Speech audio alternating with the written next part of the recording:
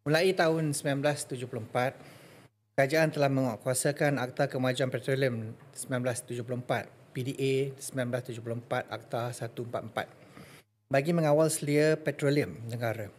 Sehubungan dengan itu juga, Petroleum Nasional Berhad Petronas diberi hak, kuasa, kebebasan dan keistimewaan eksklusif untuk mengeksplorasi, mengeksploit dan mendapatkan perolehan petroleum sama ada di pantai atau di luar pantai Malaysia dan diperbadankan di bawah Akta Syarikat 1965.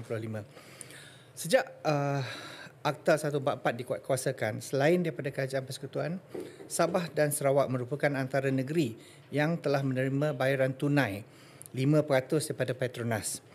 Bayaran tunai 5% kepada Sabah dan Sarawak dibayar secara terus oleh Petronas kepada Kerajaan Negeri Sabah dan Kerajaan Negeri Sarawak mulai bayaran pertama sehingga kini.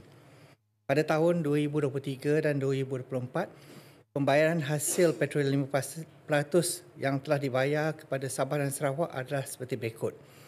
Untuk Sarawak, tahun 2023, RM2.862 bilion.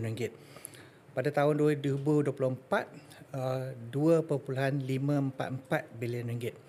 Bagi Sabah, 1.742 bilion untuk tahun 2023 dan untuk tahun 2024, 1.669 bilion. Untuk tahun ni masih belum habis lagi, tapi terimaan untuk Sarawak ialah 2.233 bilion dan Sabah 1.226 bilion ringgit. Jadi dari jumlah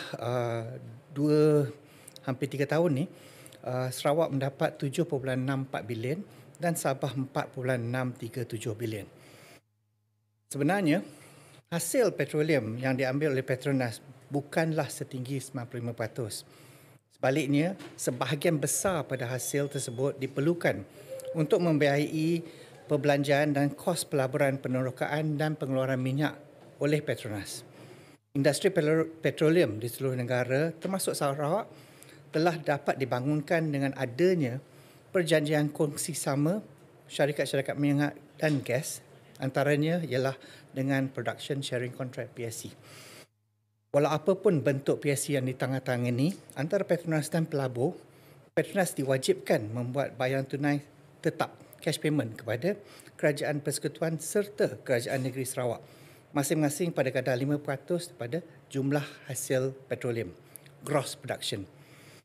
Selepas mengambil kira 10% untuk hasil petroleum tersebut, kini sekitar 80% daripada hasil petroleum digunakan untuk menampung kos pengeluaran. Ini termasuklah kos operasi, kos modal teroka dan pengeluaran minyak.